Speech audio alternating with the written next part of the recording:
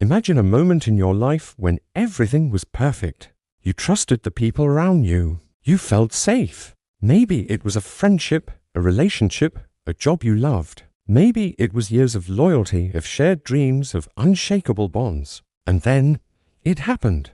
One conversation, one action, one moment that shattered everything. A friend turns into a stranger. A lover turns into a betrayer. A dream turns into a nightmare. The pain of betrayal is like no other. It is not just the loss, it is the realization that the person you trusted most was capable of something you never imagined. So, what do? Do you let it consume you? Do you replay the betrayal in your mind, night after night, wondering where you went wrong? Or do you rise above it? Today, we go deep. We go into the minds of history's greatest leaders, philosophers, and warriors, men who faced the ultimate betrayals and emerged stronger. Men who were abandoned, humiliated, and even sentenced to death, yet remained unshaken. Marcus Aurelius, Seneca, Epictetus, Washington, Mandela. These were men who faced the worst of human nature but refused to let it define them. And by the end of this video, you'll have the same mindset. You'll walk away with a new understanding, one that will make you bulletproof to betrayal, heartbreak, and life's chaos. But before we continue, let me ask you something. Have you ever been betrayed? If so, tell me in the comments what happened. How did you handle it? Pause for effect. Let's begin. Why does betrayal hurt so much? Why does betrayal cut so deep? Let's break it down. Betrayal is unique because it's personal.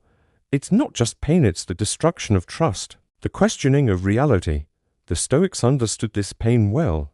Marcus Aurelius, Rome's greatest emperor, was betrayed by the very people he trusted to guide his empire. Seneca, the great Stoic philosopher, was betrayed by his own student Nero, who forced him to take his own life. And Epictetus? He was betrayed by life itself, born into slavery, robbed of freedom before he even had a chance to claim it. Yet, they all had something in common.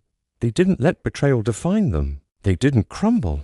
They transformed pain into power. Exercise. Take a moment. Think of a betrayal that still lingers in your mind. Write it down. Name it. Own it. And then ask yourself, does this betrayal control me, or do I control my response? The 3-step Stoic process to overcome betrayal. Step 1. Accept what you can. Control. Marcus Aurelius had a rule he lived by. You have power over your mind, not outside events. Realize this, and you will find strength. Betrayal is an outside event. You can't undo it. You can't go back in time. So, ask yourself, am I spending energy on something I cannot change? Stoic action. Write down everything about the betrayal that is outside your control. Then, draw a line through it. What's left? That's where your power is. Step 2.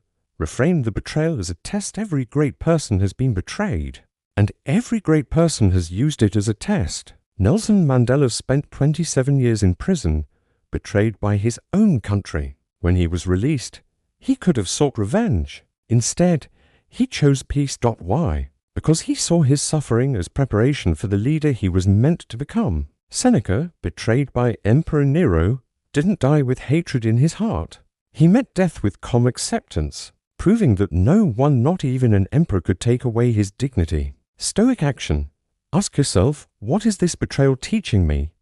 How can I use it to become stronger? Step 3. Indifference is power. What's the most powerful response to betrayal? Indifference. The moment you stop caring about the betrayer, the moment their actions no longer affect you, you win. Seneca once said, "He who is offended when insulted is complicit in the insult."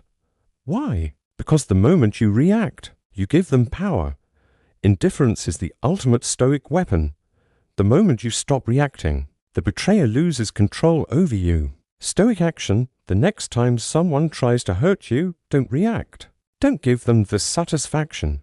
Watch how powerless they become. The ultimate Stoic power move, turning pain into strength. Here is a truth that will change your life. The worst betrayals can be your greatest teachers if you let them. Think about history's greatest leaders.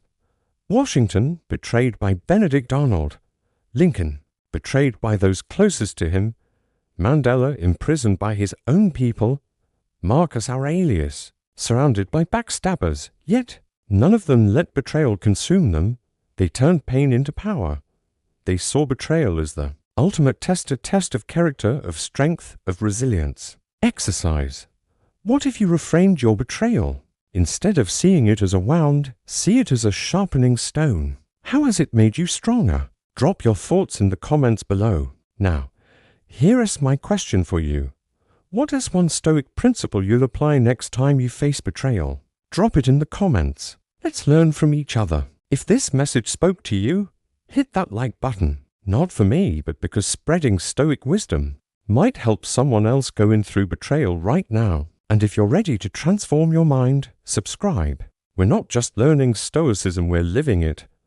Remember, no one can betray you unless you let them. You are stronger than your circumstances. You are unshaken. See you in the next one.